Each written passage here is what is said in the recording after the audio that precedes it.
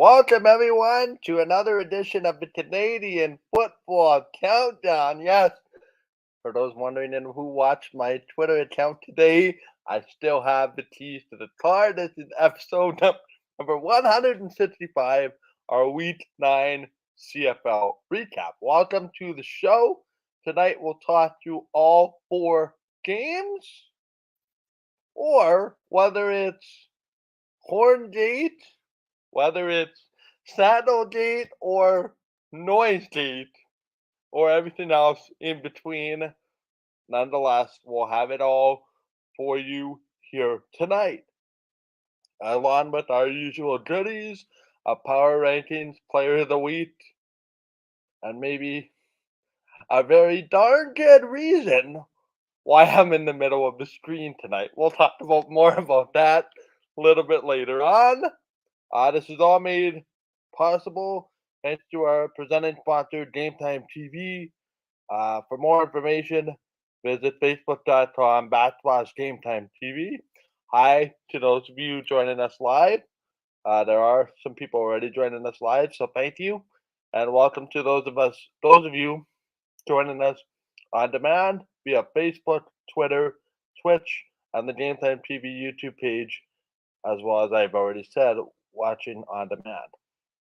Before I bring in the rest of the panel, I do want to mention that we are a proud member of the Canadian Football Podcast Network and are brought to you from Treaty 1 territory, traditional territory of the Oceanabi, Cree, Oji Cree, Dakota, and Dene people, and the homeland of the Métis Nation, as well as Treaty 4 territory, traditional territory of the Cree, Saulteaux, Dakota, Lakota, Nakota, and Métis Nation.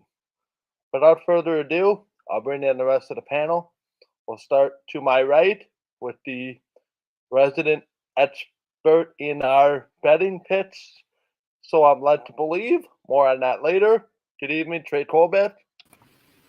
Hey guys, let's talk some football. I'm really excited. We've had a couple good weeks here in the betting pool, so let's keep it going and talk some recap. Fantasy is a different story for me, but we'll talk about that later, right, Ryan?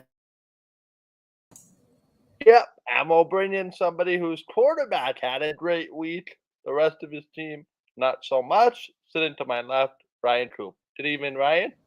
Good evening, Mike. Good evening, Trey. Good evening, everybody. Happy to be here. Yes, put Nathan Rourke in the Hall of Fame. Preach it. Once again, you'll hear it probably 10 times on the podcast tonight. What a week for the young Canadian kid it was. What a week of football in general. And quick shout out to all of our listeners over in Thailand. I got an email in my email inbox today of some charts and some stats.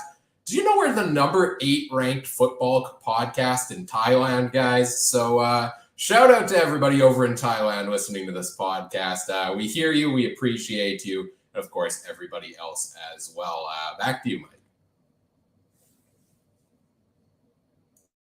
Whoops. Technical difficulties there. Just before we get into the games tonight, I thought I'd switch things up a little bit. Pretty basic question. I had it in my opening already. Which was more impressive to you? Sandalgate, with Farhan getting his 25 years at TSN and the ensuing Sandals debate that happened? Was it the Noisegate, the Argonauts being, I guess, questioned or accused of pumping in fake crowd noise? Or was it Horngate, where, quite frankly, on Thursday night, we couldn't hear the game because there was an annoying horn? Which do you find more entertaining as far as it pertains to off the field this week? And we'll start with you, Trey. Entertaining. I don't know if I would say entertaining, but the one that I think is the biggest crime is Farhan, man. I expect better out of him than those Sandals. And what wasn't his? He's celebrating 25 years that night too, or something. So you can't forget the shoes, man. But if it was you know what? Maybe you could forgive Farhan. Other guys you wouldn't be able to forgive. He always rocks what he wears. I don't buy into the Toronto one. I don't know. No. And then the Montreal one, you're in Quebec. Montreal always seems to have that horn. It's not. I'm actually surprised it took us this long to complain about it, Ryan. Yeah, what a week of weird situations, guys. Full respect to Farhan Lalji. I loved the Sandals. I thought he rocked it. You've been there for 25 years. You're a mainstay. You're one of the best reporters out there when it comes to the CFL. You should be able to rock sandals on the sidelines with your suit. I thought he crushed it. Shout out to Farhan Lalji on his 25 years. I'm with Trey. The whole Argos and pumping in noise thing, I don't believe it myself. People a little bit skeptical about the attendance over in Toronto and whether that crowd can make that much noise. I fully believe, yes, they have attendance issues at BMO Field, but the people who go to those games are diehard football fans. They're loud, they're proud for their team, and I really do think that there is no pumped-in crowd noise there. I think we've seen the difference even on a Bomber game where, we saw games where it's, 23, 24,000 people, and it's just as loud sometimes as it is when there's 30,000 there. So I don't know if you can really draw the exact crowd size from the volume you hear. So I guess that leaves Horngate because, I tried to find an air horn around the house to bring here tonight. I don't have one. This episode is 100% certified air horn free, so do not worry. You'll be able to hear us hopefully all night long here. That air horn was even getting on my nerves a little bit there. But what I do appreciate is the troll-like behavior of the Alouettes social media group who are just having a blast with this whole thing. I love it. I think it's fun. I think it's funny watching people get mad about it and them just lean into it. I love when teams go off on social media. Mike? It's to me it's interesting, right? Because first off, if you worked somewhere for 25 years, I think you deserve to have an intro that's rather unique. So Saturday was kind of perfect there. Still can't really get it out of my head. It's quite hilarious. I had to actually watch it and I had to rewind it just to make sure that I was seeing what I was seeing because no offense, Farhan seemed like one of the more serious guys on the panel. Nice to see him come out of his shell a little bit, have some fun, and I think, guys, it rivals Matthew Shinetti's game day chucks pretty darn good. Game day sandals, perhaps. I like what Chris says in our YouTube chat that Farhan needs advice from Elliot Friedman on shoes and socks. Well, yeah, I guess, but Friedman also has the hair that is like rivals anybody in the media industry. On a more serious note, a few weeks ago, we have a new partnership, and the partnership's gone really well so far, Ryan. Yeah, this episode of the podcast is sponsored in part by Betstamp. Betstamp, a free app that helps you find the best odds across different sports books to maximize the value of your online sports betting wagers. You can learn more at betstamp.app. The link is in the episode description. Sign up with referral code CFC. You can track our picks for each CFL game every week over on Betstamp, and we'll get into that a little bit more later in the show, so stay tuned for that. All right, with the off-the-field shenanigans part one taken care of, let's turn our attention on the field for once.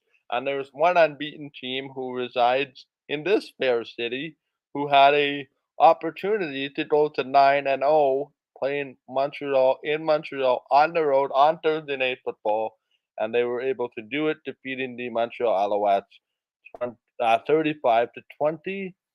The first thing that comes to mind, guys, and we'll open up the floor here. We'll start with you, Ryan, but I'll give my opening thought quickly, and that is, I'm not too sure I want to meet the Winnipeg Blue Bombers in a close game in the fourth quarter ever again.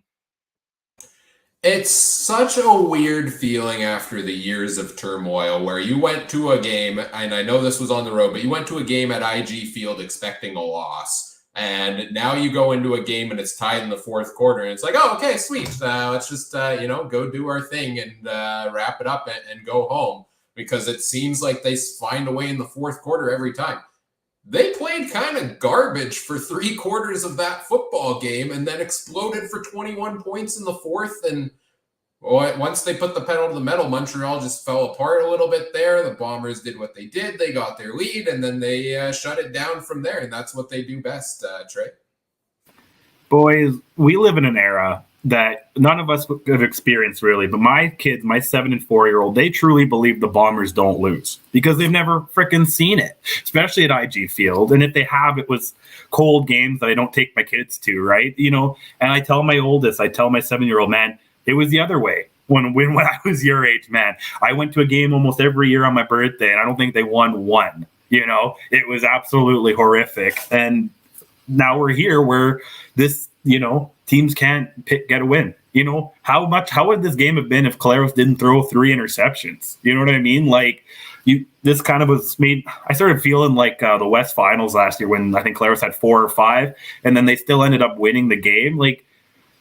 I don't know if anyone saw my tweet, but I think that was the perfect. If you ever seen The Boys, that's the perfect tweet to compliment that show. Is Collaros is looking around, smiling like we won, But when this team, O'Shea, I think you got to give it a lot to O'Shea and Kyle Walters and even Wade Miller. They built something here that can't seem to be tore down. It's not Gary Stern. It can't tear it down, and BC can't tear it down. Calgary can't tear it down. Let's see if the Rough Riders can in a few weeks. All right, Adam in the chat there. But I don't know what else to say about this team, man. They had terrible out of their 10 games. What, maybe 2 or 3 of them would be great games or good games. At that, they've had 7 mediocre or less games, and they keep winning. And we might turn into the Homer show a little bit on this, but is there really much what's more impressive, that they have bad games but they still win? I almost say that's almost more impressive in a way, right? You can make that argument. I'm really horny for the Bombers right now, boys. I can't say anything less about it. Can I just adjust something very quickly that we kind of talked about here quickly before we go to Montreal? Because I think this is exactly where one of us is going to start on Montreal. The Bombers are not dependent on the officials.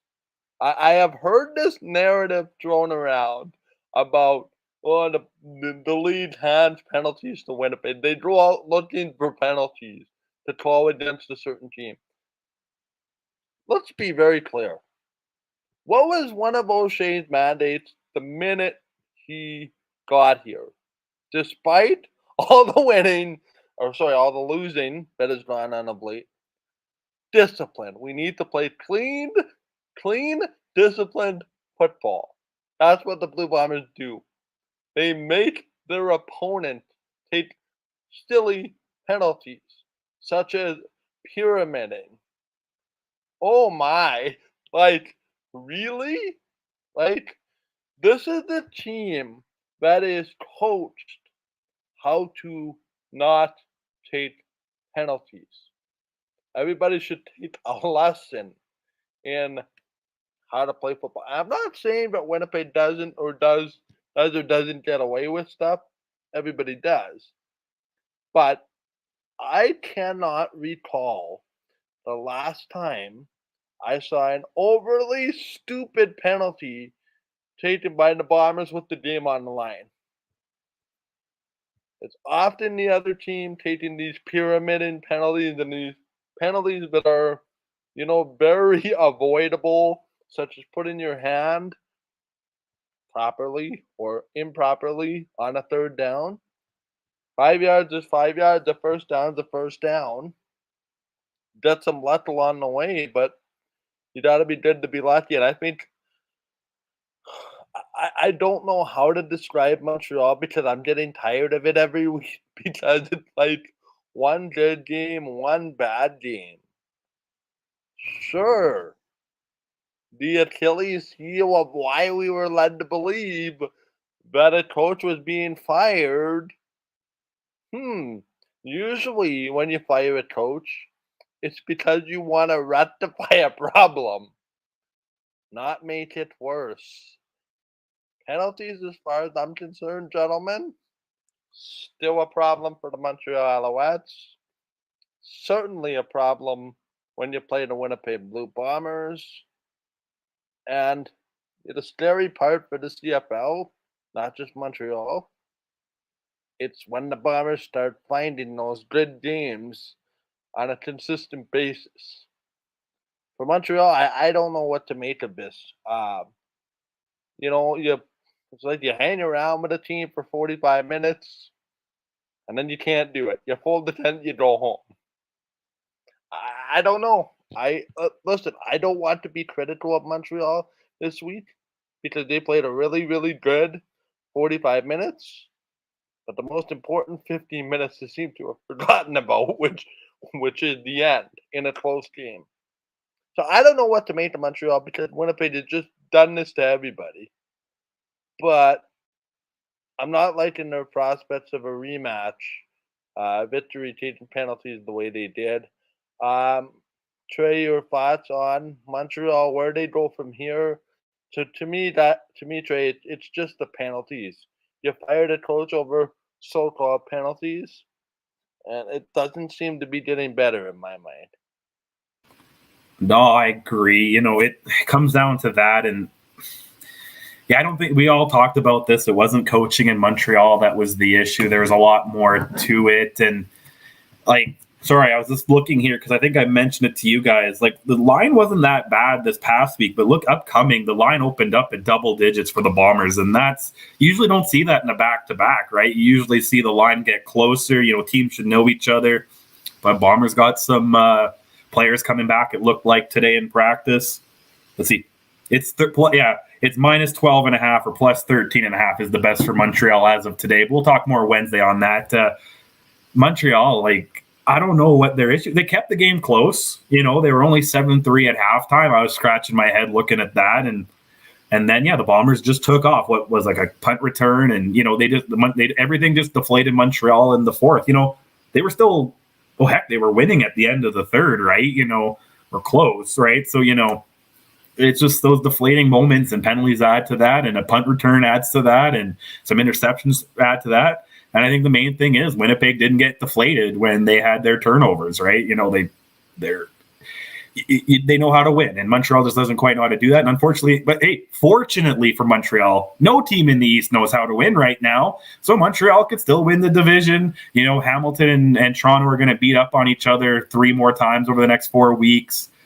Ottawa's the dumpster fire there. Every team seems to just, be giving each other a chance to win. So, it's not doom and gloom in Montrealville and Gary World, but because again, 2 teams of these 4 have to make the playoffs, unfortunately, and Montreal could find a way, right, Ryan? Yeah, for me, it's with Montreal, there's just no flash. There's no spark there right now this season for them. I don't see a consistent effort across the board. I don't see a ton of efforts that jump out to me. I mean, you look at their wide receiver numbers this week. Eugene Lewis, 9 catches, 15 targets for 123 yards. Their next highest receiver was Reggie White Jr. at 2 catches for 33. It was the Eugene Lewis show. It seemed they couldn't get things going offensively, so they went over and over to the same guy again, and that seems to be the case regularly with them. And in years past, Jake Winnipeg was the second go-to guy there, but once again, only 17 yards for him. I will say Tyson Philpott was probably the brightest star for Montreal in this one to me. He did catch a touchdown pass. He had a long return. I've touched on the depth I need to see. I would like to see more of from the Alouettes at wide receiver. I think Philpott could be a star in this league, and I think he's going to be a star in this league, and I'm excited to see him grow. But when you're not really getting things going too much offensively, when it seems like nothing's going well, and you're going to Eugene Lewis over and over again, that seems like kind of the desperation move in that one. And Trevor Harris picking his guy and sticking with it. And yeah, they moved down the field a little bit, but nothing too spectacularly. We did end up getting Dominic Davison yet at the end of the game on this one as well. So yeah, I think Montreal is going to be in tough here on the back-to-back. Generally I like to pick the teams to split in this one, but now you got to go into Winnipeg to try to turn this around. We know that's no easy task there. So I know I'm not going to be on the show on Wednesday, but I do have some concerns with this matchup. That is the Blue Bombers looking ahead to their bye week next week. I'm a little bit interested about that mindset. Knowing O'Shea, he probably won't let them get there. The other thing I wanted to talk about and was brought up in the comments. David Cote hits the crossbar at 14 apiece in the fourth quarter. How that changes the game. Um, but to me, guys, like we can flatter about Montreal's 20 points all we want, but a lot of it was, and I hate to be, and people are going to accuse me of being a homer, and that's perfectly fine. Some of those points were self-inflicted special teams mistakes by the Blue Bombers, where if they made a couple tackles, Montreal doesn't have the near field position, but they do on a lot of that. That being said, the one thing I will say about this game yet is it's a rare feat in the Canadian Football League to have all three phases of your game, special teams, offense, and defense, contribute the way the Bombers did in the fourth quarter. It was the Janarian Grant punt return, the defensive short field, and the offense managing to find a way to win. That being said, guys, really quickly on Montreal, how do you approach this one? Because, I mean, early reports, at least yesterday, I saw, and I didn't see any reports today. It looked like, at least to an extent, Dominic Davis was taking the first team reps. I'm not sure what the latest report was today. And I'm wondering if that might have something to do with those lines being a little bit lopsided, perhaps with some of the injury concerns from Montreal's standpoint. But it's interesting, and if I may have one positive thing here just on the way out, I didn't pick him as my player of the week, but I gave him strong consideration. That returner slash receiver, Phil Pott, he's going to be a big problem given some more rope on this team to catch and run the ball. He is going to be a nightmare for years to come. And he's not your prototypical rookie returner. Um, you know, usually it's, oh, where do we run on the kickoff and punt returns? No, this guy runs straight down the field. He runs hard. He runs fast. He's not your typical, and we've seen this from young receivers. You know, they're not sure where to go. Hello, hello, Nelson from Edmonton. We'll get to that in a second. But yeah, it's the pieces are there, but they cannot put it together with any consistency. And the scary part is, I still think this team could be the best team in the East, despite where they sit right now. But go ahead. Quick note, Tim from the Alouettes flight deck is in our YouTube chat. Hi, Tim. Says Trevor Harris was a full participant today. So okay, that's good. Missed practice yesterday, but it looks like he'll be starting Thursday night. That's good. I read a lot of information. I can't remember if it's the same day or the day before. So thank you, Tim, for following up. By the way, love your podcast. Keep it up. Let's move to our next game. Can I make a quick point? Just one quick point. Quick point. Isn't the Montreal Philpott, wasn't he supposed to be the less good of the two? You know what I mean? Like, so if we're seeing him go off like this, isn't his twin supposed to be better and went earlier? Or am I mixing them up? Yeah, you know what I mean? I think Jalen did go earlier in the draft. I'll double check on that one, but he's made some good plays so far this season too. I think both are going to be stars in this league. Yeah, I'm not trying to crap on either. I'm saying they're both going to be unreal. If the one who went later is being unreal, I don't think the other one's gotten quite same chance in Calgary yet.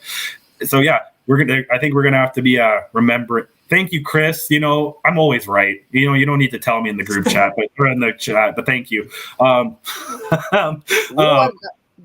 I'm not even joking when I say this. Those two remind me of the NHL's version of Henrik and Daniel Sedin. Just give it a couple years, except for on two different teams. Poor parents. The good news is they could potentially meet in the Grey Cup against one another. Then what? Well, not likely. 10-0 Bombers in the way? Nah. Excuse me. The Grey Cup is still coming to the family home. Just, one conversation didn't go better than the other. Meanwhile, his brother was in action in this game with a 17-3 Stampeder victory over the Redblacks. And guys, I may have said this, and I watched it at the cabin, and I was on holidays, and I couldn't help but turn the TV on. But guys, I couldn't tell if this was a watchable game or just much of a beautiful mess. So, Ryan, help me sort through this. Calgary, not impressive. Ottawa, leaves a lot to be desired. Are you surprised, and did you suspect Calgary maybe played down to the level of their opponent a little bit, except for a certain individual? Well, this was the worst game of the season thus far across the board, I think. I watched the majority of this game, and there was very little exciting about it. It was a game with some good fantasy potential as well that just crapped on everybody's weeks, regardless of which quarterback you took from this game. When your winning quarterback in the game is Bo Levi Mitchell at 48.1% completion percentage for 137 yards, 0 touchdowns, and an interception. I had high hopes. I was pumped for this game. I did pick Ottawa to win this one. Yeah, that was a disaster. But we'll get to that a little bit later on. But they just came out flat. They got nothing going. This was not the Caleb Evans we were used to seeing the past couple of weeks, who actually was performing pretty well. He seemed a little bit like last year's Caleb Evans. They didn't get him running the ball. He only had 2 carries for 6 yards. He couldn't get the passing game going, a couple fumbles, a couple interceptions. Felt like his offensive line was struggling. The Stampeders defense was on him all night long, and they forced some turnovers. Titus Wall, a great rookie over in Calgary, picked up 2 interceptions on this one. I think one went back for a touchdown, and the rookie, I think he's a rookie, Dedrick Mills stepping up at running back. You point to those 2 guys as pretty much the 2 major reasons Calgary pulled out the win like they did in this game. But it was an ugly one across the board, wasn't it, Trey? Yeah, I wasn't able to watch the whole game. What was it, 3 field goals, a touchdown, and a rouge? Bo Levi couldn't even get a touchdown. Calgary's running back, who had a great game, didn't even get a touchdown, right? It was insane, It kind of reminded me a little bit of the Blue Bombers, a little bit, kind of that game where Claros had 7 completions, a little bit. Maybe it's a little bit more of a dumpster fire than that one was, but that same kind of thing. I'm going to say it was Calgary playing down. I never had a doubt that Calgary wasn't going to win this game. I wasn't in doubt they were going to win by the 5.5 or whatever it was. No doubt Bo Levi's going to shut us all up. He said, wow, Trey's on my team, but Ryan isn't, so we have to win this game somehow, right? So that's what Bo does, and I'm going to stop betting against Bo unless they're playing the Bombers or maybe the Lions. You know what? I really want to talk about Wednesdays, when the Wednesday show, BC and Calgary. That's going to be a game. And, we want to talk about Rourke in the Hall of Fame, and we want to talk about what's going on. Is Bo the old Bo, or is he old folks Bo? I think we'll find out next week, right, in that game. But for this one, yeah, I don't know what to do. I think the big question is, are we going to say, I think we were talking about this in our group chat. We should honestly just make that live to the public so people always know what we're talking about. But is it Ottawa's personnel or is it coaching, guys? Is it a little bit of both? What do you guys think? Let's go to Mike. Mike, what do you think? Is it coaching or personnel? I'll jump in here, and I am very. I got to be careful because I said one thing on with the day after the game, and after more thought, I've kind of had a different realization. Um, I would be careful how I phrase this because we've seen, um, we've seen really good coordinators have really, really good careers and have number one offenses and number two offenses and be there for, you know, head coaching positions. And then these guys become head coach and it's a completely different animal. Um, that being said, I don't know what to make of Ottawa just because they haven't really had a quarterback. No offense to Caleb Evans, who what I would consider to be upper echelon. I think we're having a completely different scenario with Jeremiah Mazzoli at quarterback. And I'm looking at the CFL panel with a lot of egg on their face because if you watched, the pregame show and the first half, all of this discussion was about Caleb Evans has turned the corner, Caleb Evans has turned the corner, and then he just completely face plants. There's no other way to say it. The one thing I am curious about with LaPolice, he gave Caleb Evans an awfully long leash for a game that was very winnable for the longest time. No offense to what Calgary did.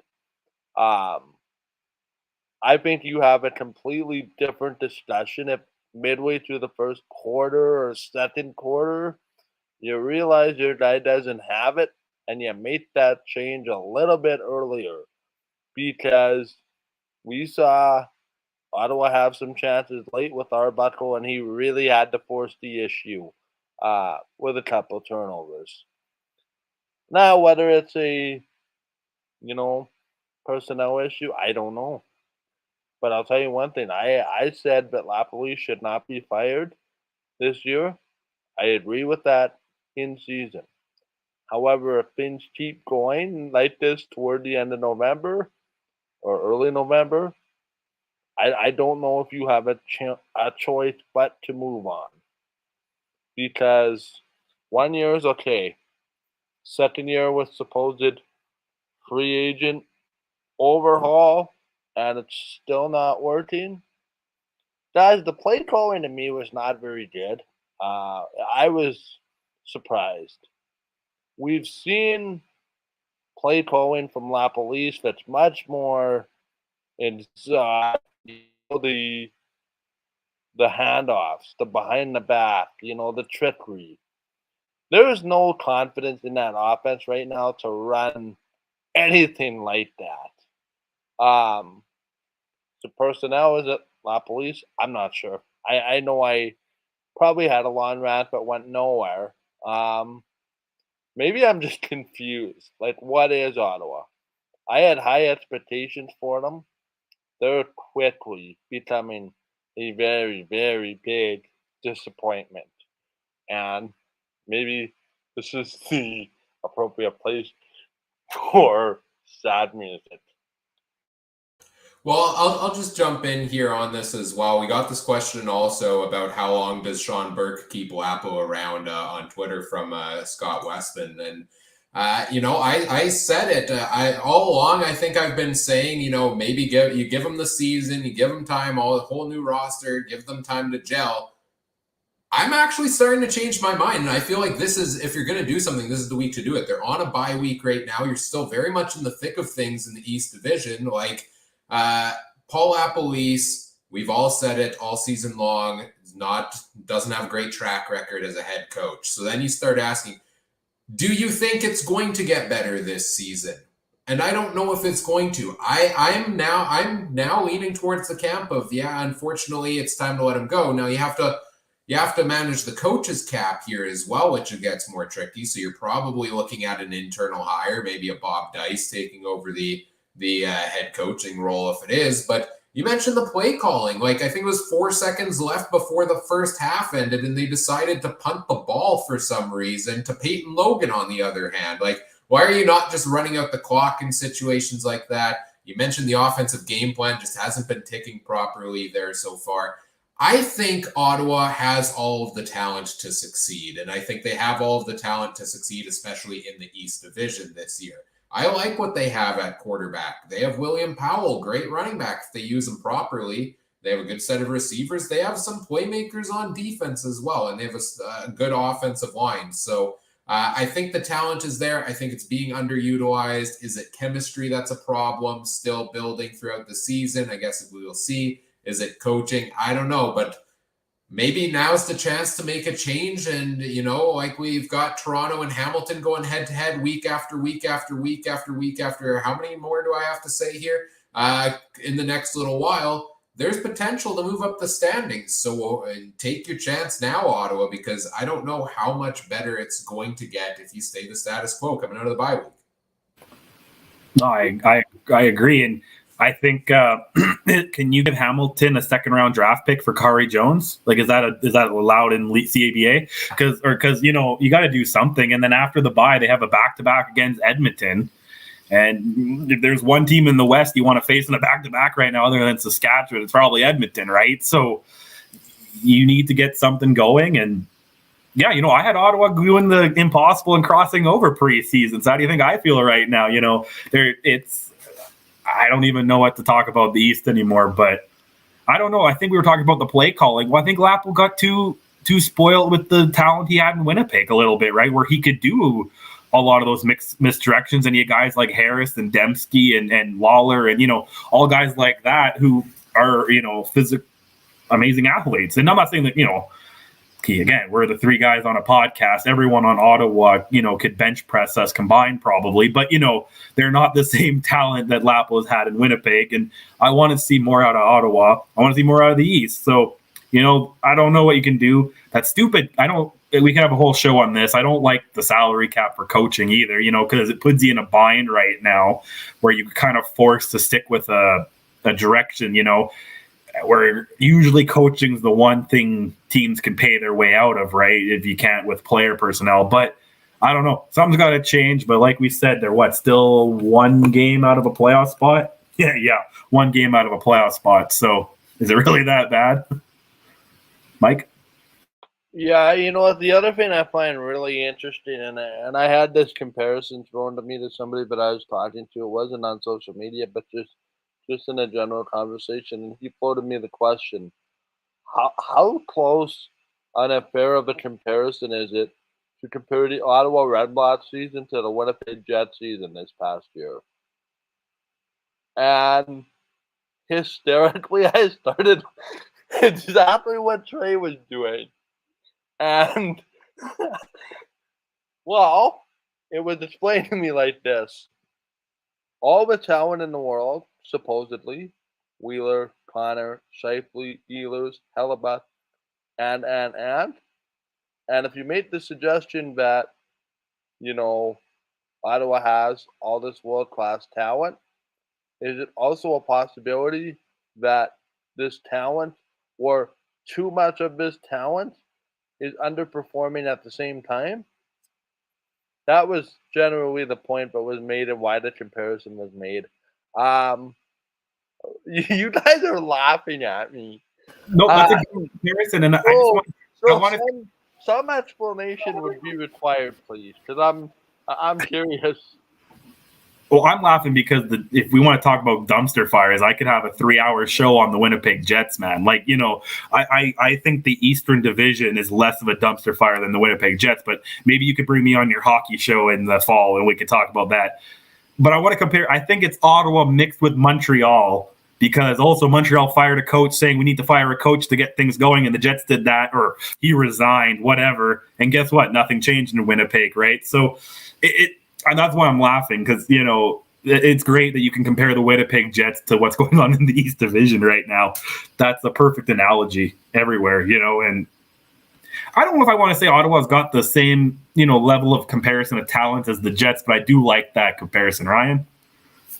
Yeah, I thought it was an interesting comparison as well. It's been well documented, the struggle of the Winnipeg Jets, and I see a lot of the same things you guys mentioned there. And well, hopefully Ottawa can turn this around. Do we want to do what the hockey news did and project Ottawa Redblacks Grey Cup champs like 3-4 years from now, and see if that comes true?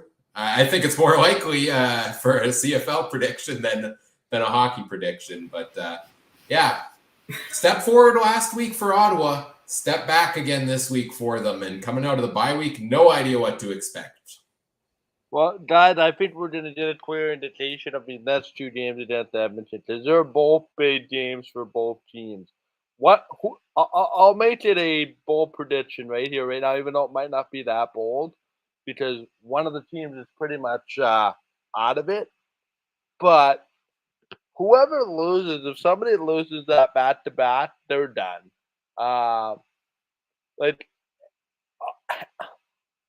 Edmonton, they have a chance because Saskatchewan is limping around right now, for lack of a better term.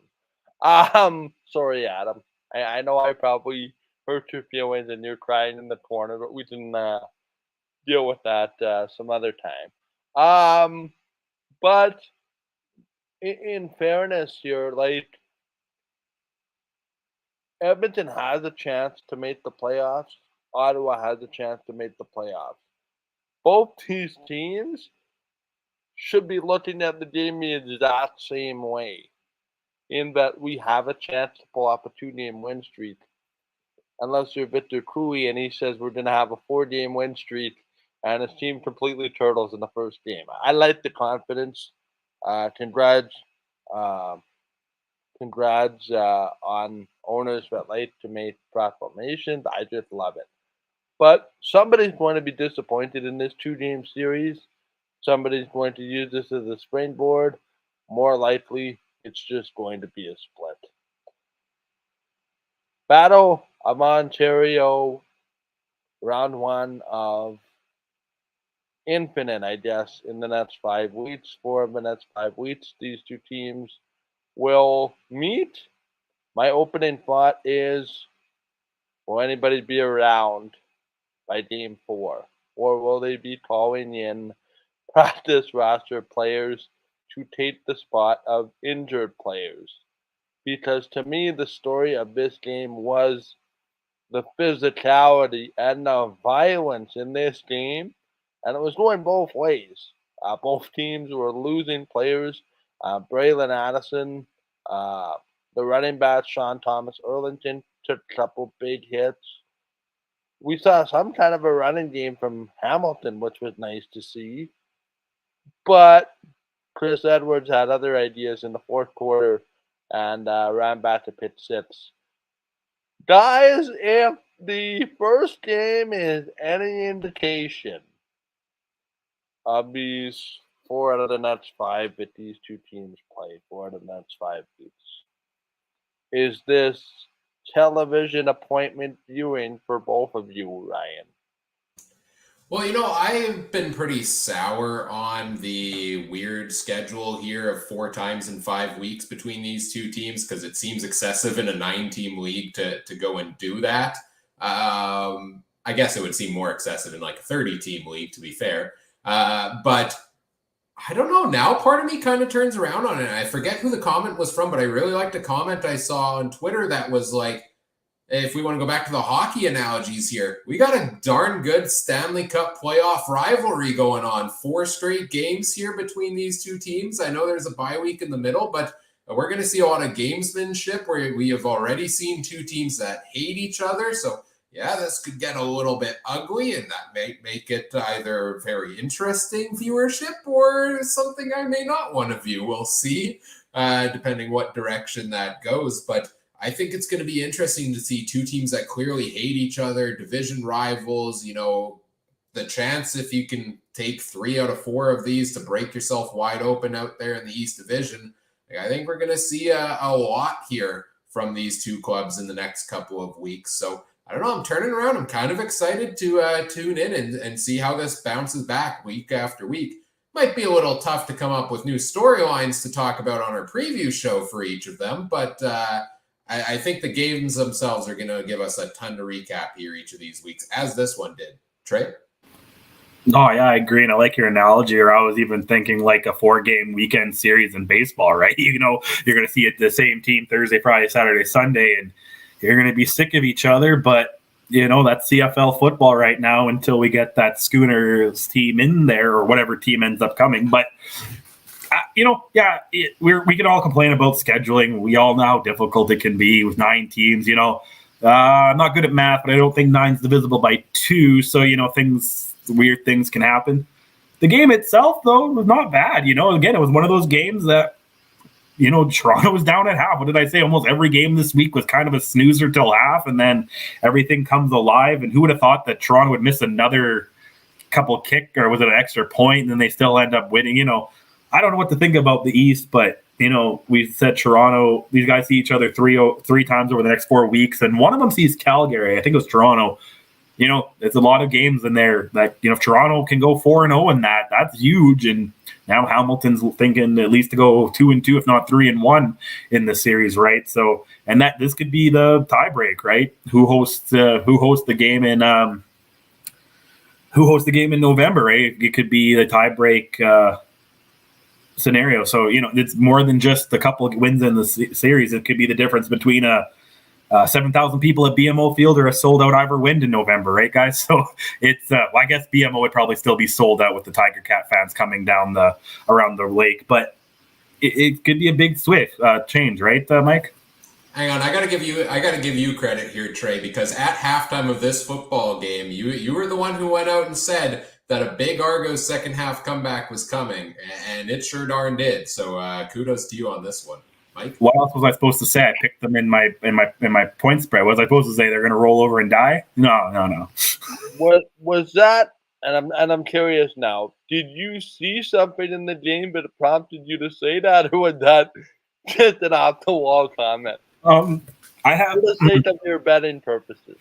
No, for betting purposes, my girlfriend likes to say I have a horseshoe up my ass. Like, that's my betting thing, where I just always somehow come out on top. I've never went 13-3 in my life, but I join a podcast and say I'm a betting expert. Now I go 13-3, right? I've never had perfect weekends in CFL, NFL, any kind of football, and I've had 2 or 3 now, right? It's just how I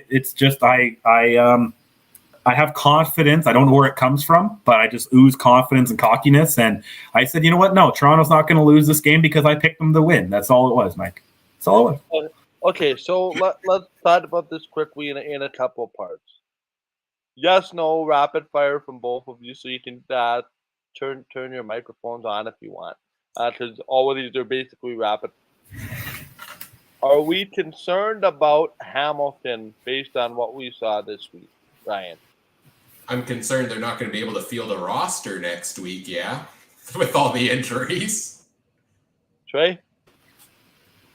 No, because the East is not, like, they're still going to be second probably, so no. How much are we talking about the loss of Braylon Addison as being important? Either one of you can take this one. It's key. And because he is one of their go-to receivers, but he also missed most of last season, and that's where we saw Stephen Dunbar, that's where we saw Tim White, guys like that step up in that offense. So, yeah, it's a loss. I'm not going to deny Braylon Addison has huge impact in that offense, but I think they've got other guys in that receiving core that can step up big time here. Again, we don't know his status, but it appears Andrew Harris may have hurt his hand at the tail end of the game. Trey, how much of a concern would that be for Toronto? I'm going to say not too much because they don't go to him enough or more. And this is all a joke, but he'll just do another shot of whatever came up in that test a few years ago, and he'll be fine, right? True that. Although I don't advocate for anybody else to do that. That was no. It's all, I'm not too concerned. Like I said, when it comes to Toronto, they need Harrison, Banks, and guys like that for November, right? It's they're going to eke out wins, and Hamilton's got a lot of Band-Aids too. So, it's the next man up. We've seen it in Winnipeg. We've seen it in a lot of the West teams. Someone gets hurt, next guy up. No concern. Last thing, guys, that win meant a lot to one Brandon Banks. If you looked at his Twitter account after the game, he was fairly motivated. Everybody was expecting the game of the week. at the Lions' Den. Well, enter the Lions' Den and get mauled was what happened to the Edmonton Elks. Maybe should have seen this coming because I seem to have forgotten about the Week 1 matchup between the two teams. 2 turnovers for Edmonton early on, and then the Nathan Rourke, Dominic Grimes, Nathan Rourke, whatever wide receiver you want to put here, Lucky Whitehead, Brian Burnham, Katoy. That's a lot of toys to play with. That's like pitting, standing back and went, which one do I want today? Well, Nathan Rourke's Hall of Fame campaign manager is likely sitting to my left, so I'm going to let him break down this Dungeon-esque performance, at least for the first half, from Nathan Rourke. Yeah, we're talking about one of the most accurate passing games in CFL history, and I'm talking about punter Stephen Flintoff going 1 for 1 for 1 yard for the BC Lions. No, of course, well, technically he was more accurate. Nathan Rourke, 34 of 37. Are you kidding me? 477 yards. Are you serious? And yeah, 5 touchdowns. Forgot to mention that part. This is insane. I've been saying this whole Hall of Fame thing as a complete joke every week. And it's still a joke, right? Like, that's not happening until way in the future. But, I mean, if he keeps pulling this off, either A, he's going to be in the Hall of Fame, or B, this is his last year in the CFL because he's going down south to the NFL. Like, Nathan Rourke is the story. Like, he is the story of the CFL this season. I think there's no doubt about it. Go back to everything I said about the Lions preseason and the offseason, that this is either they're going to go on to win the Grey Cup this year, or this is going to blow up miserably in their faces. But I loved the move. I loved taking a chance on it, and it's working wonderfully for them. And it's so exciting, though, just to see, like, I don't think we've seen talent come out of nowhere like this in the CFL, at least in my lifetime. And he's only 9 games. This was his 9th start in the CFL, which is absurd. He clearly loves playing the Elks. I think he has 16 touchdowns against them in 3 games in his career, both passing and rushing. And it kind of got to a point where the game was getting out of hand, and then it led us to the conversation of why the heck is he still out there playing? I think they could have pulled Rourke and probably should have pulled him at halftime in this game. They're darn lucky he didn't get injured late in this one. Trey, what do you make of this? Oh, I had a thought. Where did it go? Oh, yeah, they scored no points in the 4th, and they still scored 46 points in the game. Like, what is that? And they only scored 9 in the 3rd quarter. You know, that's unreal. Again, it was another game that was close at the end of the 1st quarter, only 14-7. And yes, Chris, in the chat, I do remember you saying they'd win by 30. And if I don't believe I said anything to it, but the only reason I didn't think they would is because I thought they'd pull their quarterback when they're up by 25 points, and then they would never score another point. But, you know, at the same time, what is he, 24? Yeah, you don't want to risk anything, but I did like what the coach said. He's 24. He needs reps too. I understand that. And, you know, after that, what were they just handing it off in quick passes? You know, they weren't doing anything where he's standing in the pocket for 3, 4, 5 seconds. He wasn't running it himself, other than he does the short yardage, I think, doesn't he? So he was out there. Oh, no, he doesn't? Oh, does he? Okay, does he? Okay. Because he was out there for that, and I was like, ooh, maybe not that, because, you know, we saw Deron Carter put a shoulder down, and, you know, I'm not saying anyone on Edmonton's dirty, but it is football. You know, if you played football and you get in one of those pileups, guys grab ankles on purpose or by accident, guys grab things. It you know what happens. It's football. So, you know, it's a very interesting choice. But I want to talk about Edmonton. We were talking about this a little earlier. Edmonton's interesting. So they play Saskatchewan this week. And then they play back-to-back against Ottawa. And over that time, Saskatchewan plays, who did I see here? Back-to-back against BC and a back-to-back against Winnipeg. So this is Edmonton's chance, right? If they can win, somehow blow up Saskatchewan and somehow, you know, even win 1 against Ottawa, Saskatchewan, you're telling me Saskatchewan's going to win how many games against BC and Winnipeg over the next 4 weeks? And I'm not trying to be down on Saskatchewan, but like, let's be real, a 4-4 team against a 8-0 or 9-0 and a 7-1. Like, this is Edmonton's shot, so they got to get something going over the next few weeks, and I'm going to be interested in that because, oh boy, I don't want to be Adam in Ryderville if Edmonton passes them somehow. But but all aboard the Rourke train. And if you don't believe he's going south of the border next year, you're one of those CFL fans that look down at the NFL too much. He's gonna. This is the guy where you need to get some, Tampa Bay cap maneuvering going or something here, because you got to keep him in the league. Ambrosi himself should pay him $5 million a year to stay up here, right? Or the league needs to do something. You go get him a deal with old Dutch chips and put him on every bag, or put him on CFL Madden when it comes out, and give him some sponsorship deals to keep him up here, because, ooh man, he could get $3, $4, $5 million holding a clipboard from September to February for some team, and that's enticing. Yes, he looks like a guy who wants to play. Yeah, he doesn't have social media. He keeps doing the right things and the right things and the right things. But you tell anyone, any football player, would you want to play for the BC Lions or New England Patriots or Detroit Lions or Oakland or Las Vegas Raiders? I think they're going to take the team south of the 49 parallel 99 out of 100. So, yeah, this guy, you got to lock him up somehow. But isn't this the whole reason you should be resting him earlier in the game and going out to, put Michael O'Connor in there as your backup, is because, it's very obvious that Nathan Rourke has a shot to go south next year, and you're going to need a quarterback? Mike? Yeah, I don't know, guys. To me, the CFL for once has a poster boy.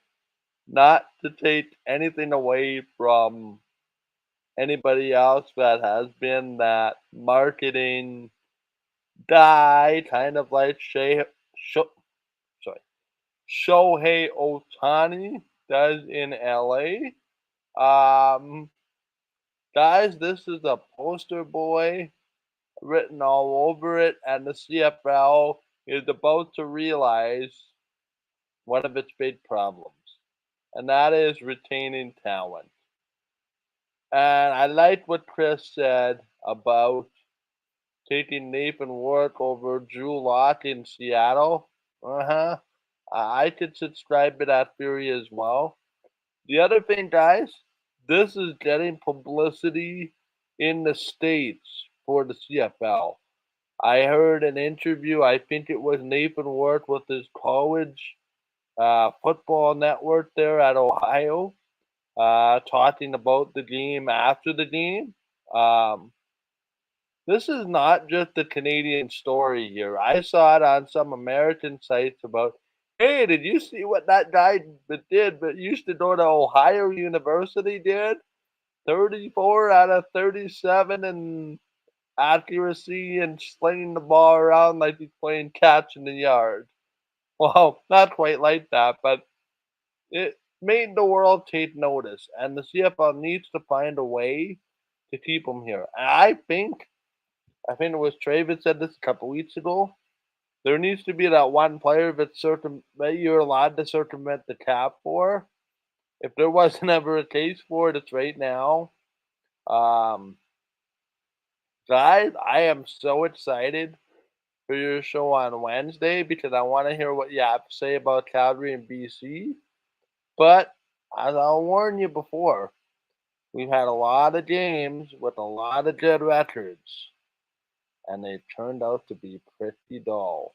And Bo Levi better be on his game because Rourke is going to come and throw the ball around the yard. And if he can't keep up, that game will be over before it starts. Well, if I could just jump in, I'm looking at lines right now, and on Betstamp, our new sponsor, they have different odds that have both team favored between Calgary and BC. There's some that have BC by 0.5 and Calgary by 0.5, and some have BC by 1. So it's even the odd makers can't agree. Usually you don't see that. Usually you have a little point difference, but yeah, they're jumping back and forth between who's going to win that game next week. But talk about Nathan Rourke. Even we just stop it. Forget about the Canadian thing. How often has a 24-year-old come in and blown up like this? And then you have the Canadian thing on top of that, right? So this is a huge marketing chip. And like I said, if you can't keep this, like, it's one thing if BC loses them to another team in the CFL. Like, yeah, the Lions fans, I'd be mad. But as a league, I would be shooting ourselves in the foot if we lost them. And, oh, please don't lose them to the XFL or something like that. Because that's a league, too, that maybe will, say screw the salary cap to get a guy in like Nathan Rourke or a talent like that, too, right? So, if you're losing them, it better be to the NFL. You'd better not be losing them to the XFL and the Rock there. That would be catastrophic. But, Mike, tune in. I don't even know who I'm going to pick in that game right now. So, a lot of meditation, for the next few days. Right, Ryan? Yeah, I think I know which way I'm leaning in that game, but I'm very excited to see how that one plays out. And you can't just talk about Rourke as the only guy when they win 46-14 in a football game, right? Like, James Butler actually had a pretty quiet day rushing. It was all the passing game here. Dominic Rhymes with 3 touchdowns. Like, Rhymes is having a heck of a season. He leads the league in touchdowns now at this point. Burnham back in the lineup. That's huge for BC. Like, defensively, they did a ton of amazing things in this game. Like, a bunch of sacks on the board, a couple interceptions, forced fumble. Like, across the board, this was a beatdown. And yeah, Nathan Rourke is the flashy story out of all of it. But this is a very, very good BC Lions team thus far this season. And we'll get into this more as the weeks go along, but I think a lot of us have been saying that Winnipeg is going to be in a position to rest players in the final couple of weeks because they're going to be so far ahead of the standings that they're going to have first place wrapped up by then. I'll make the claim right now. I think the final 2 weeks of the season are going to decide first place in the West between Winnipeg and BC when they play head-to-head. I expect this to be a Lions team that wins the majority of their games this season. I don't think this is slowing down anytime soon. Will they hit a dud game here and there? Yeah, everybody pretty much does along the way. But the more than not, this is a good football team across the board. They did great things this offseason, and they're coming out here to deliver. I have a question then. Sorry, did you say those last 2 games would determine first place? Yes. Then why would Winnipeg rest their starters? Oh, exactly. I don't think they will be. That's what I'm saying. Yeah. I misheard you. I thought you said you were going to rest. I'm like, if it's for first, they better not be. If I'm going to that game in BC and Claris is on the bench and they give up first, that, you want to piss off 30,000 Winnipeg fans. That's how to do it. So I misheard you. There we go. Yeah, no, I do not think, I think a lot of people are expecting the Bombers to rest people in those final couple of weeks, but I don't think we get there because I think BC is going to be right up there with them in the standings. Guys, I think, to be honest, too, the Bombers' rest, quote-unquote, is built into their schedule. They basically overcame the worst of their schedule this week. No offense to anybody else. 6 of the 9 games remaining are at home. 3 byes thrown in there. So, potentially working your way to a 4th bye right now. And a fun doubleheader with BC to end the season. I'm so excited for that. I hope those are games where both teams start their players. Ryan, and I hate to disagree with you to an extent, but I'm going to kind of have to. I cannot see what I think is more likely to happen is Winnipeg falls back to the pack, which I think makes those last 2 games against BC interesting. Personal preferences, I cannot see BC winning sustainably to keep up and make those first place games meaningful. The thing that I think is playing in BC's mind right now is those 3 games, Winnipeg and Saskatchewan. Those are going to mean absolutely everything for the people to the west of us. Maybe not so much other than pride for the Blue Bombers.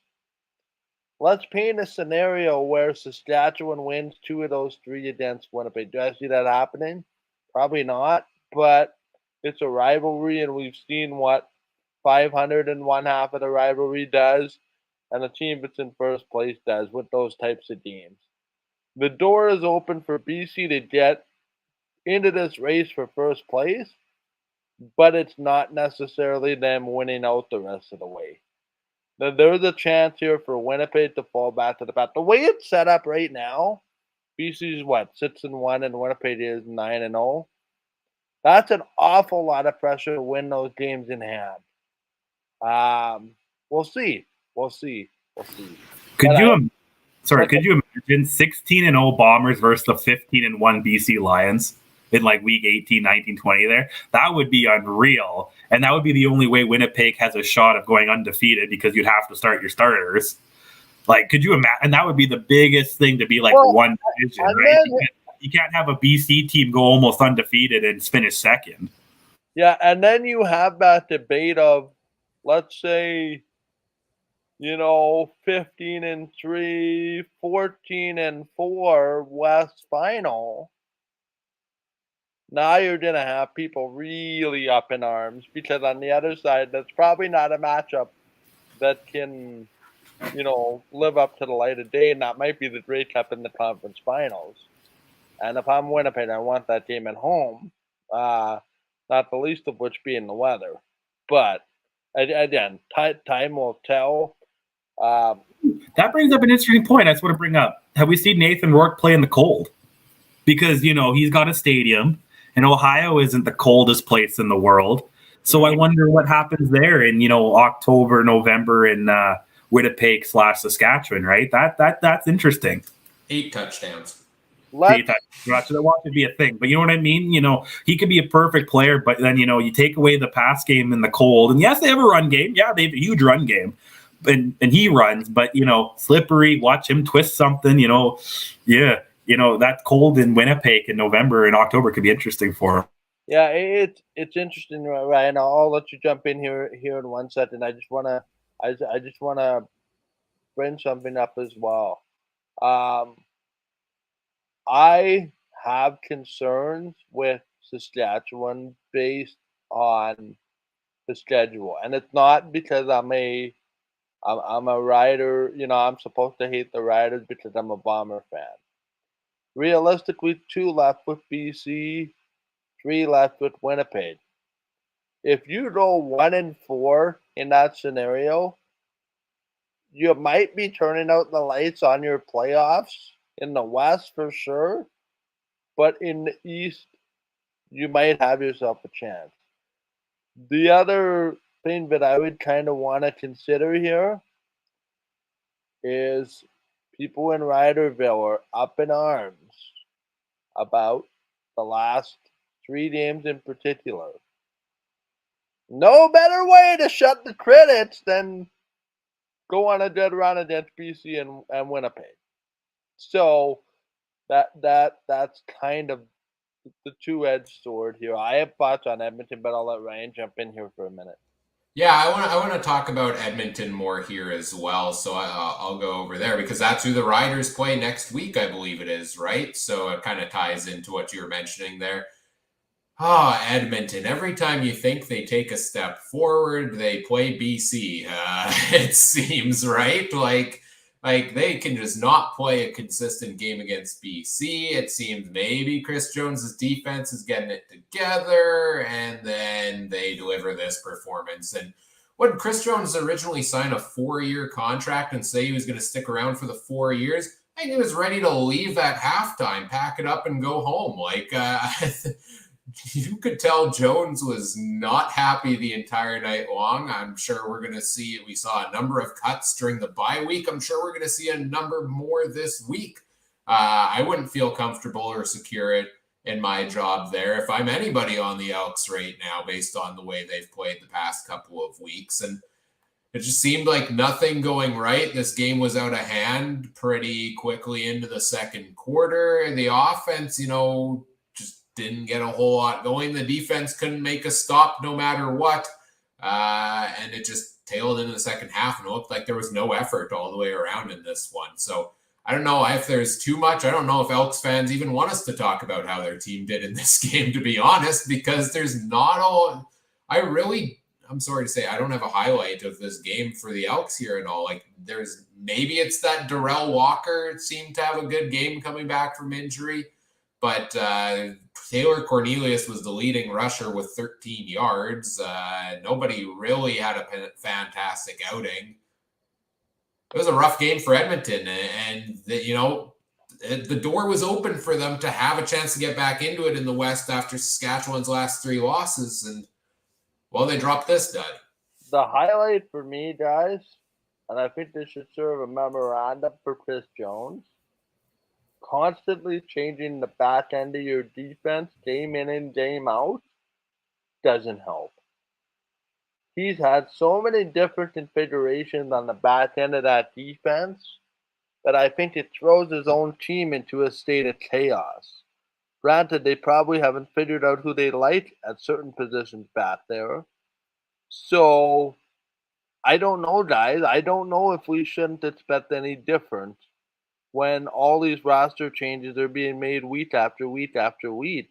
Do I think they should be made? Yeah, but it's a big problem as to why the Elks aren't having success long term. Guys, I thought Taylor Cornelius was the best player on the field for Edmonton. He gave his team a puncher's chance in a game that wasn't very close. The game plan really got thrown out the window by halftime when you're down by 30, whatever you were down there. But guys, there's a lot to like about Taylor Cornelius. Spoiler alert, I'm considering taking him in fantasy.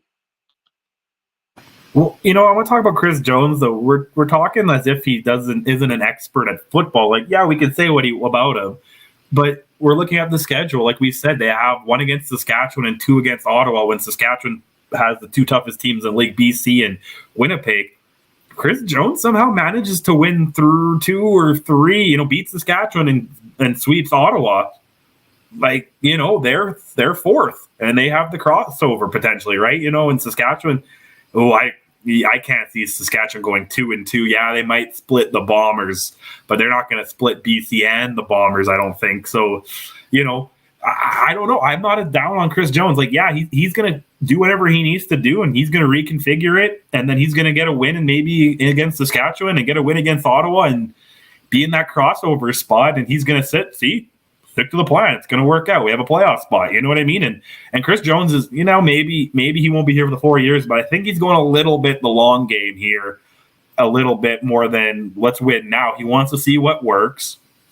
And like I said, he's got a couple of games here against some teams that they do have a chance against winning. And I'm not as down on Edmonton as, they're 2 and whatever, but they're in the West Division, and the West Division of the CFL is like the AL East in baseball, right? Like, it's insane. And or the NL West, like, it's teams that beat up on each other, like the Dodgers, Padres, and the other one, I can't think of it right now.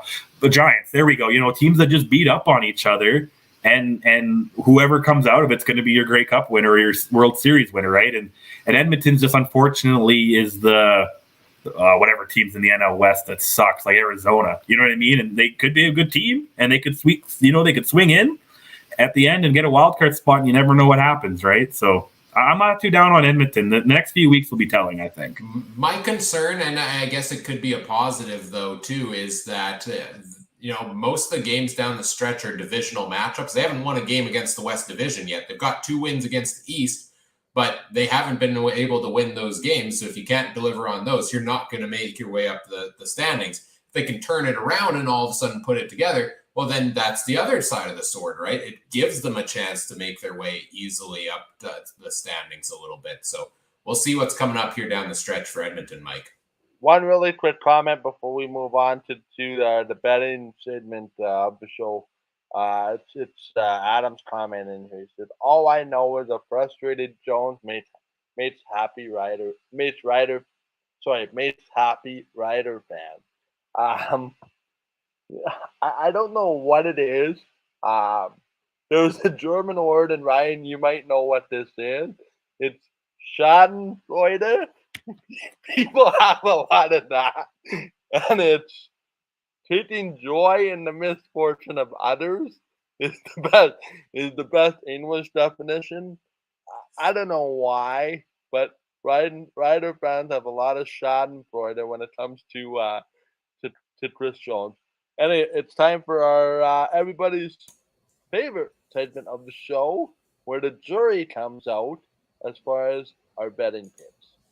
Yeah, our betting results this week are brought to you by Betstamp. There's so many different sports books out there these days, and each one offers you different prices on the same games. How do you ensure you're getting the best value? Well, Betstamp provides you the info you need at no additional cost. All you do is you pull up a game on the app, see the odds offered by each of their different sportsbook affiliates for that game, and place the bet that will maximize the return for the pick you are making. Find some odds you like. You can sign up straight through their Betstamp Bet link page. And if you want some extra insight before you place your wagers, you can see what experts around the field are picking on each game as well. You can find us, the Canadian Football Countdown. I think you can find Trey over there as well on the commission-free Betstamp Marketplace. See our picks that we make on our preview show every week. And through the Betstamp verified bet tracking, you get the guarantee that the odds others have picked on are verified and legitimate. Visit betstamp.app today or download the free apps from the App Store. Sign up with referral code CFC to start using Betstamp for free. And best of luck with your wagers. And remember, always bet responsibly. Now we turn things over to the resident betting expert of the Canadian Football Countdown, Trey. We had a wager this week on this one, you and I. I challenged you for the title here. Say if I could beat you in betting this week, I would get the title. Well, over to you. It's still you, man. Hey, yeah, you got me in fantasy, though. So I think that we have our titles right. And Mike's the key holder, and Adam's the farmer who talks to gophers and everything to get his picks, right? But, real quick, let's talk about Betstamp. I really like this app. So taking a quick look here, since we joined, the show is 5-3 because we go on collective basis, and you and Adam always go the same. So I don't even matter what I say. And technically, the show's got an 18.4% return on investment. So we're making money, right? That's the main point, making money. And if I look at myself, 6-2, 43% return on investment. If I do $25 bets on here, so net $86 if you followed me along. So, don't bet the farm, but, put a little bit of down and you're making some coffee money. But going to the actual picks. First game of the week, we all took Winnipeg -5.5 over Montreal. I was nervous at halftime. I didn't know what was going on, but I should have known Janarian Grant would get a 55-yard or 60-yard punt return, and the defense would take over. We all got that one right. You guys actually agreed with me on one, but I guess it's hard to go against an undefeated team. Now, the bet. This is where the bet all started from. Friday night game. Ryan had the great idea that Ottawa was not only going to cover, but they were going to outright win. Yeah. Can we take them off the screen for a second? No, they didn't do that. Again, it was an interesting game. You guys took +5.5. I took Calgary -5. What can I say? You don't bet against Bo. I don't know why you guys try. Well, whatever. We digress. But, going to the first game on Saturday, you followed along me, Ryan. Adam, I don't know what those Gophers are smoking in Saskatchewan. They said Hamilton is going to cover +2.5. That's close enough to a pick 'em. Again, Toronto, the Boatmen, they another game that was kind of close at halftime and had me a little bit shaken. But like I said in our group chat, second half comeback, boys. And, the rest is history. So at this point, I went 3-0. Ryan's 2-1. Adam, unfortunately, 1-2 at this point, but we all did fine. We all took BC -10, and like Chris says, he took it +30, or -30, and we should have taken it -30. Wonder how much that would have paid off. And the BC Lions won that one handily. So we do have a new person in second place, though, in the standings. Ryan moves up to 20-15 on the season. Adam, 19-16, still making money, but that 500 line is a creeping.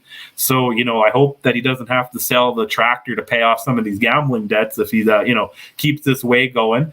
And the resident betting expert, 22-13, 13-3 in the last 4 weeks, boys. Never been done before by me. Like I says, I've never had a perfect weekend. I think I've had 2 or 3 since joining the show. I love it. I have actually had to try and think about it a little bit now. And yeah. And if I had my horse racing winnings today, it's actually not a bad weekend. I'll take it. You can't make this up that the week I deferred, the guy, me, who knows nothing about betting, tries to wager Trey for the title of resident betting expert. And of course he would go 4-0 on the week. And if I've learned anything this week, it's 2 things. 3 things. Never disagree with Trey. If I make a bet with Trey, I'm never going to rely on the Ottawa Redblacks to deliver me the victory in that bet ever again. And the third thing that I truly don't understand the spread, and I really should agree with you guys, because on that BC-Edmonton game, I was leaning Edmonton, but only took BC because I know how inadequately inept I am at picking the spread. So I'm happy I listened to you guys on that one. Yeah, and we're going to have a good week. I was kind of telling you guys about some of the opening lines. A big one opened up, Winnipeg, Montreal. I think it was 13 points. Hopefully that gets a little smaller by Thursday. Toronto and Hamilton was almost a pick-em. BC, Calgary was almost a pick-em. And I texted Adam in our group chat, Saskatchewan's favored by 6. I don't know about that one. They came off a bye. Yes, Chris, who told you to bet on no one better bet on Detroit Lions on Thanksgiving. I'm sorry. That is the stupidest thing you could ever do.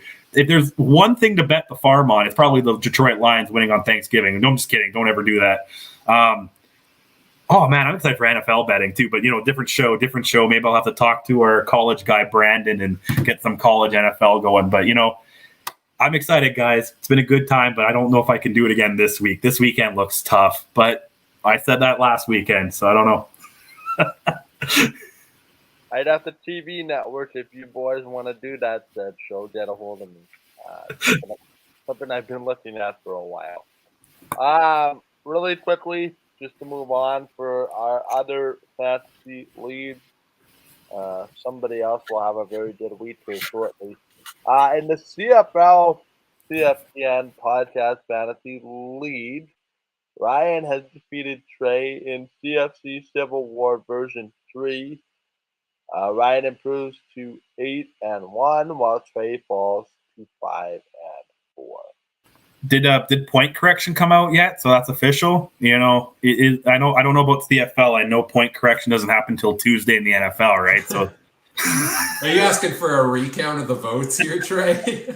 The other one is Adam defeats Mike from Potsy Wee Wee and improves to 4-5. You can follow all the results on Twitter at CFL Pod Fantasy on Twitter. Check out all the other great podcasts involved.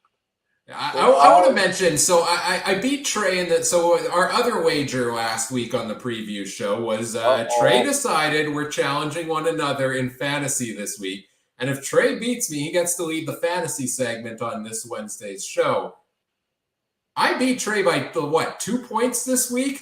And it is the luckiest win I have ever had in CFL fantasy. I took Caleb Evans, I took Jalen Acklin. Those both dropped duds. Those were both useless for me. I originally had Keon Hatcher in the Argos defense in my lineup. I decided last minute to switch it for Kai Loxley in the Lions, and Loxley only put up a point or 2. Literally all Trey needed was a Keon Hatcher catch in the second half of the football game to beat me. And Nathan Rourke, in his 400-something yard passing game, decided to go to every other receiver in the lineup. Fantasy football is just dumb sometimes. One thing, and then I'll see myself out about this. Trey, you are the resident betting expert. Ryan, you are the resident expert at overthinking. Done. I'll see myself out. It's true. It's true. I thought I had you with that running back, though, man. That last second Edmonton switch, I threw that guy in, the leader, however you say it. And then he didn't even go on the field in the second half either. I needed him to get a carry. And yeah, how do you not throw to Hatcher in 30 minutes of football? I'm just losing my mind. It's 11 to midnight, whatever time in my apartment. I'm sure my neighbor's a cool guy. I'm glad that he doesn't call. I hear him yelling, playing at the video games. He hears me yelling about fantasy and point spreads, right? So it's a good relationship at my apartment here in Winnipeg. But man, that was the most NFL-like fantasy I've ever had. I never really paid attention too close. I'm doing math. I'm doing counting. It was unreal, man. But Ryan, you got me, man. But I think it was 2.4 or 2.5, something like that. Footsteps. I'll see you at the playoffs, baby. I'll see you in the playoffs. Great matchup all the way around. It was a fun one this week. It reminds me of being in a Pittman NFL pool. Quick story, and there was that Monday Night Football game that involved somebody, and I needed a touchdown at the last minute. I think it involved the Buffalo Bills, and Josh Allen fumbled on the 2-yard line to diminish my pool winnings for that week. So that's my extent of feeling you guys' pain from time to time. Kind of talking about pain. This has to be brought up in our CFL CFC podcast lead that we have. Week 9 totals are in. Trey had 43.1 points. Adam had 51.6 points this week. Ryan had 97.6, most of which was off the back of Nathan Ward. I had the week high total of 115.7. Fairly large performances from Dominic Grimes, Calgary Stamp's defense, and Dalton Schoen, if my memory serves me correctly. You guys have thoughts and opinions before I run through the overall total, where there has been a bit of a shift. I just want to tell you guys and Adam, Zach Collaros is available for the next 3 years of first-round draft picks. That's my price right now. Might could be negotiated, but I think we're in selling mode right now. So you got a couple first-round draft picks and you want to go all in this year. Zach Collaros and a couple other guys are on the table. Just so you guys know. As the official owner of Nathan Rourke in our fantasy league, this is a keeper league, right? Right, guys? Keeper league for next year. I'm giving up draft picks. I just want to pick draft picks next year, guys. It's going to be, oh, look, Trey's picking again. Oh, Trey, you're up. Oh, Trey, you're up for the next 3, 4, 5 years right now. Because I won't bet the farm, but I'll sell the farm to you guys right now. I would probably make that deal for 2 first-rounders, but not 3, Trey. Well, I'll get back to you on that. I'm still looking for a fairly reliable quarterback. But that can be said. And by the way, I have offered you multiple trades, which you have turned down. Nobody tries harder to make a trade than Mike, okay? Mike tries. Every week, Mike's out here putting up new trade offers out there. Nobody's yet to accept them. Well, you got to start somewhere, right? My difficulty set to high. Yeah. My difficulty set to high. Sorry? Wait, my trade difficulty set to high. If you guys have ever played Monopoly in me, I am the worst guy to play against because I'll get the blues. I'll get Boardwalk in the other one, guys, 100%. And no, you're done. It's done. Season totals quickly, Ryan at 870.8. I have moved into second place at 776.5. Adam is in third place at 763.6, and Trey is last at 587.2. Sad trombone music. That's I'm swimming in all that money I'm making, boys. I'm swimming in all that money. It doesn't matter. I can't hear you can't hear nothing in that pool right now. I'm like Scrooge McDuck. That's all. I gotta laugh at the comment here from Adam's here in the YouTube chat and says Mike wins the CFC fantasy this week. Ryan wins in the CFL podcast fantasy Civil War. Trey wins money in betting, and I win because the Riders didn't play this week. From our resident Rider fan himself. That's excellent.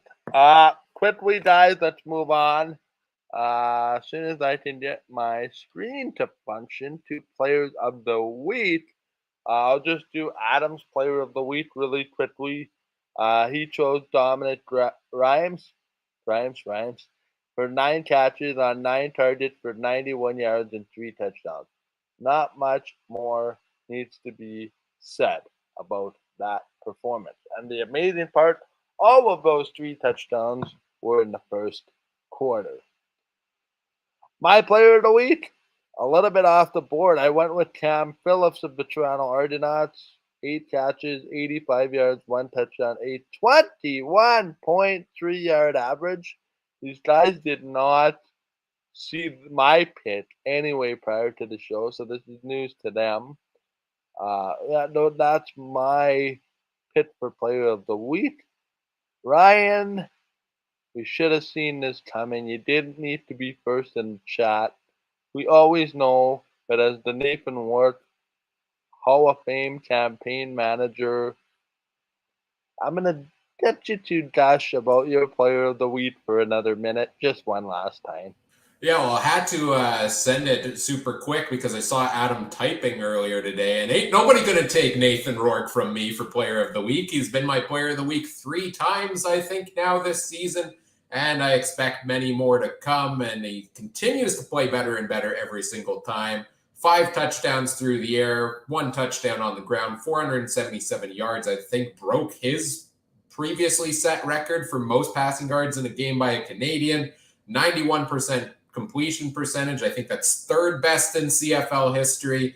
If he didn't end up somewhere on these Players of the Week, I think we could just cancel this podcast going forward. So I'm here to put him there, get us renewed for another episode coming on Wednesday. How much are they paying you to be the president of the Nathan Rourke Club, man? Like, is... No, this is all free will, man. This is all free will. The endorsement deals would be so big, Ryan, you could probably retire right now. New to the game, an injury replacement, but a pretty darn good performance when the rest of the team didn't carry the mail or carry the ball. No pun intended. This is where we go for Trey's Player of the Week. Yeah, it was an interesting week. It was tough games to go from. I knew Ryan was going to go Nathan Rourke. I never know what Mike and Adam are going to do. But yeah, Dedrick Mills, 100 yards right on the century mark. Oddly enough, no touchdowns, but, he didn't need to get in the end zone. He, when you have Bo Levi, throwing 13 completions, guess you got to run the ball for 100 yards. So, it's hard to go against the guy there. And a team with Bo Levi, you don't usually see a guy go for that many yards, but he did it. And he, in a weird game with Calgary, Ottawa, I'm going to give him the Player of the Game. Honorable mention, Janarian Grant, Winnipeg. He's unreal. I've been saying, you guys need to sit next to me because I whispered to my girlfriend, he's going to go for one big, and she has no idea what I'm talking about. She's a new football expert. I say, the guy with the dreads, he's going to run a lot, and he's going to get us points. And she's like, oh, okay. And he starts doing that. Kickoff return, and a punt return. Now he's on the offense. Matt, he's another guy that some team's going to probably pay $200,000-$300,000 for, What's up with the guys in dreadlocks, man? They're always so fast, and it's great. And I love seeing those dreads flow. Janarian Grant, man, is my honorable mention. Boys, we have history on this show. In what form, you might ask? Well, to slide into the power rankings section, I did not make a change to my power rankings at all this week. They remain exactly as they were last week with Winnipeg, BC, Calgary, Toronto, Hamilton, Saskatchewan, Edmonton, Montreal, Ottawa. I think the order is self-explanatory if you've been listening to this show for the last hour and a half. Now, Ryan, explain to us your rationale for your power rankings. Yeah, I don't think anybody would be surprised to see Winnipeg, BC, Calgary be my top 3 in that order yet again after what we've seen the past couple of weeks. Saskatchewan was on a bye week, so I couldn't move them, so they stay at number 4. I moved Toronto up to 5 because credit to them for the big second half comeback there. Also, they play Hamilton a number of times the next few weeks, and they've already got one up on them there. I have Hamilton at the other side of it at number 6. Montreal at 7 for me. I'm still not high on Montreal, but I do have to put them ahead of Ottawa, who just did not look good this week. And Edmonton drops back down to number 9. Yes, they have 2 wins on the season, but they're also in a tight West division, whereas all of these teams out East, well, any of them could take first place in the division here still. So that's why Edmonton ends up at number 9 after a disastrous week against the Lions. Trey, you had the resident betting expert, as has been multiple times. Sorry, my tongue is tied. As has been said multiple times on this podcast this week, what have you clicked up for power rankings? Why, thank you, Mike. Well, yeah, top 3. It's really the top 3 is pretty set in stone, And I'm going to have Toronto in 4th. I'm a little higher on Toronto. I obviously, I don't think they're going to be any higher than 4 right now, but they have a couple games here against Hamilton to really take a hold of that and say, you know what, there's going to be 3 teams in the East that suck, but we're going to be all right. So that's why they're there. Montreal too, they kept up with Winnipeg, so I'm giving them a little bit of benefit. Hamilton, I'm not sold on Hamilton and Edmonton. And now it's Saskatchewan here. I got a question for Adam, because he was the one that put them 8th last week. So how did they move up to 4th without playing a game? That's my big question to Adam in the chat, unless he told us, because they haven't played a game. So I think I had them 8th, and they're going to remain at 8th. And Ottawa's Ottawa right now until things change. And of course, if you want to get Adam's rankings, well, Mike, you can give us Adam's rankings here right away, but you can ask him about it on Twitter at AdamStewart1. Also, another good reason to tune in on Wednesday night, where this debate is going to go back and forth and fast and furious. Well, for Adam's power rankings, they are pretty much the same. I think we had the same top 3 in that order. He goes Saskatchewan at 4, Toronto at 5, Hamilton at 6, Ottawa at 7, Montreal at 8, and Edmonton at 9. My early guess for why he puts Saskatchewan at 4, and I don't know this for a fact, but if I had to guess the way he was thinking, is just that his feelings weren't hurt this week. And that deserves to be at the top of recognition. Who knows? Adam, I absolutely adore you as a person. I do not mean ill will for you. I just find you very comical. And this kind of made my day. And by the way, he put something very interesting in our chat where we put our rankings. He happened to put a bunch of university teams on that list, which I couldn't quite fit in to here. Boy, keep your head on a swivel when it comes to Stewart's power rankings. Might just be a segment on his own. You can find him on Twitter at AdamStewart1, as Ryan has said. Yeah, pretty much, guys. I think we're starting to get some separation when it comes to the power rankings, at least a little bit here as well. So that takes care of that. Thank you, Mr. Automatic, for removing the graphic. As we wrap things up here on our Week 8 recap, let's take a look at what's coming up. Week 9. My script didn't update there properly. My apologies. Week 9 recap, let's take a look at what's coming up next on the podcast. Week 10 preview will be this Wednesday, where bets and pleasantries, maybe it's changed. You can find out all that information and more. 9 p.m. Winnipeg time, 8 p.m. Saskatchewan. Adjust your other time zones accordingly. And maybe listening to us from across the sea. I don't know how you quite do that, if it's middle of the night here or how that works, but hi to our esteemed podcast listeners overseas who we seem to be pretty big in certain places. And then the Week 10 recap will come up next Monday, 9 p.m. Winnipeg time, 8 p.m. Saskatchewan time. for that as well.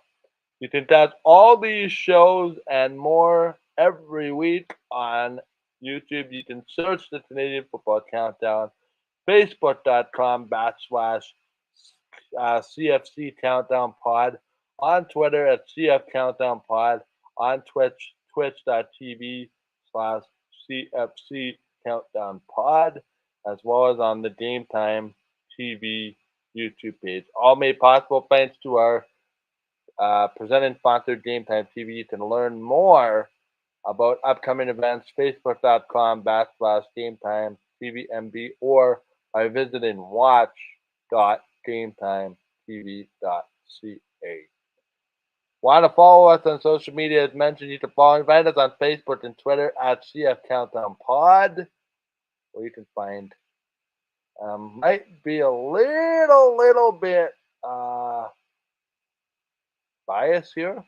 Some of the best show promos in the entire CFPN, just based on, I don't know, personal experiences that happen to get retweeted, such as mine this morning. All seriousness, we love the Twitter engagement. Keep it up as well. You can check out all the other great shows as well by visiting Twitter, or on Twitter while you're on Twitter, by finding CF Pod Network on Twitter for all the other great shows as well. Just before we wrap things up, let's get a closing comment from the rest of our panel, starting with the guy on my left, Ryan Coop.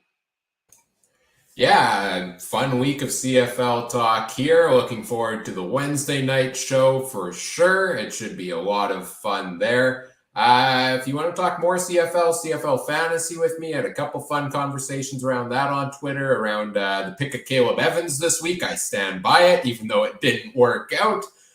You can follow me on Twitter at CooperTrooper42. It starts with a K if you want to talk anything CFL related there. I want to give a quick shout out to our good friend Rod over from the Wood Cookie Sawcast, part of the Canadian Football Podcast Network, who did unfortunately announce today that the Wood Cookie Sawcast is officially ending. Rod has many different projects over on his plate, and full respect to him for making the decision. I know it wasn't an easy one for him, and the Wood Cookie Sawcast has been a great part of the Canadian Football Podcast Network. Rod's been a friend of the show. He's been on the show a couple of times. He's played in our fantasy leagues, etc. So wish him nothing but the best. Hope we see him around the CFL circles still. And make sure you go check out everything else he's got going on. He's a busy man. Lots of writing, lots of podcasting, anything and everything pretty much, at RJ Villagomez on Twitter. So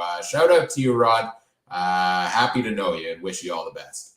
Really quick on Rod, if you want a good laugh, check out him and his visit with Ryan and I on the free agency special we did last year.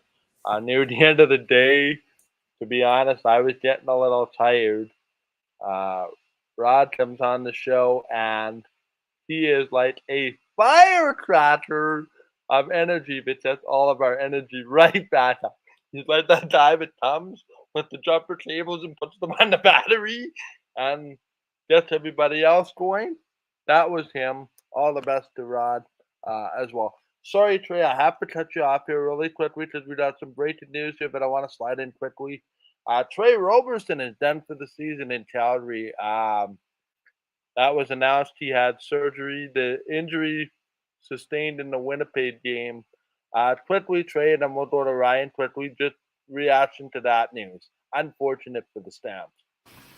Yeah, it's pretty unfortunate, especially when the Stamps are in such a tight race with BC and Winnipeg, missing out on starters. But like I always say, next man, hey, thoughts and prayers to him, speedy recovery. We don't want to ever see anyone go down. And sometimes in sports, we might overlook injuries a little bit because they're so common. But again, next man up when it comes up to it. So whoever's replacement is better. I'm sure they're going to perform. It's still Calgary. It's still Huffnagel's team, right? He's kind of, I'd put him the closest to Belichick in the CFL, where it doesn't they could lose guys and he'll replace them. But thoughts and speedy recovery to Trey. We got it. We're named twins, right? I got all the peace and love with him, Ryan. Yeah, I don't disagree on anything you said there. I think you hit the nail on the head. Obviously, hope for a recovery for him. Hope for a speedy recovery for Braylon Addison as well, who had a rough injury. You hate seeing the stars of the league go down. Tough blow for the Stampeders, but without him this week, they still shut down the Redblacks offense pretty much completely. So next man up, indeed. I think they've got guys that can step in there. We'll see what that brings for the Stampeders here going forward. But I guess over to you, Trey. Where can people find you on social media? Yeah, boys, real quick. I know this has already been a long show, but if you want to see me do what I normally do, in August 27th, that's tentative. We're still waiting for a new track to be fully formed, and I'm not supposed to overly advertise it yet. But if you're in the Winnipeg area and you're around the Red River X, come check out Harness Racing returns after 27 years to Winnipeg. I'm the announcer, so we want to talk about jumper cables. I usually have about 2 or 3 Red Bulls before I get to the booth. So if you think I'm messed up now, see me after 2 or 3 Red Bulls on a Saturday. And Labor Day weekend, as again tentative, there's supposed to be there's the fall fair at the Red River X, kind of the mini Red River X fair. We're supposed to have 2 days of racing there. Could be a great time. Again, if you want to check out Harness Racing, you want to come see me do my thing, that's where you are. It should be live streamed if you can't make it to the city. Follow me at Trey MB Harness if you want to find all that. Follow me there if you want to see me brag about my other big winnings in horse racing today. Just shy of $1,000, man. I'm so mad. And 13-3. That's where you're gonna find me. And at Trey MB Harness. Oh, Trey CF Countdown on our new sponsors, Betstamp. You can check that out. And I think it was CF Countdown Pod is our whole one. So, again, usually the CFL Pod, it's what Ryan and Adam go with because they always vote against me. So if you want to see my picks, that's Trey CFL, our CF podcast. So, there we go, boys. Really quickly, Adam might be turning into the resident zinger when it comes to the comments. He always had one that is like topping everybody else, and this one is the best. If you build it, Trey will call, and in brackets, the race. You can find me on Twitter at Mike Garrow. You can find out everything about Game Time in the next couple of weeks. We're excited to release broadcast schedules. Finally, getting somewhere with that. It's been a bit of a challenge. I just want to wish all the best of luck to Winnipegger Carson Lambos. This has nothing to do with the podcast. Him and Team Canada will start their run at the summer edition of the World Junior Hockey Championship in Edmonton. The tournament starts tomorrow. Canada's first game on Wednesday night. Did they look good in a pre-tournament game against Sweden tonight? But let's throw the real bullets in the data. It starts tomorrow across your television set. Canada's first game is on Wednesday. That is it for me. That is it for my closing. I don't know if either of you has anything quickly to add or not. Nope. Okay, we're good there. Thank you so much, everybody, for watching. Whatever podcast platform you're watching or listening on, whether it's now live or after the fact, we really, really appreciate it. Also, special shout out to those of you in the comments. You are what makes the show what it is. I know I speak for Ryan, for Trey, and for Adam. We love doing this show, not just for ourselves, but to have that engagement with you as we're doing these shows just makes it that much more fun. I'll be honest, guys, I was hoping for a short show, but every time I say it's going to be short, an hour and 15 minutes, it is, but it's fun to do every week. You guys will be nothing but amazing on Wednesday's show, like always. So once again, if you want to like more of our content or you want to find more, you can find all of us on our personal Twitter accounts. Adam is at Adam Stewart 1. You can also comment, subscribe, rate, review, share the show with your friends. Help us grow the show.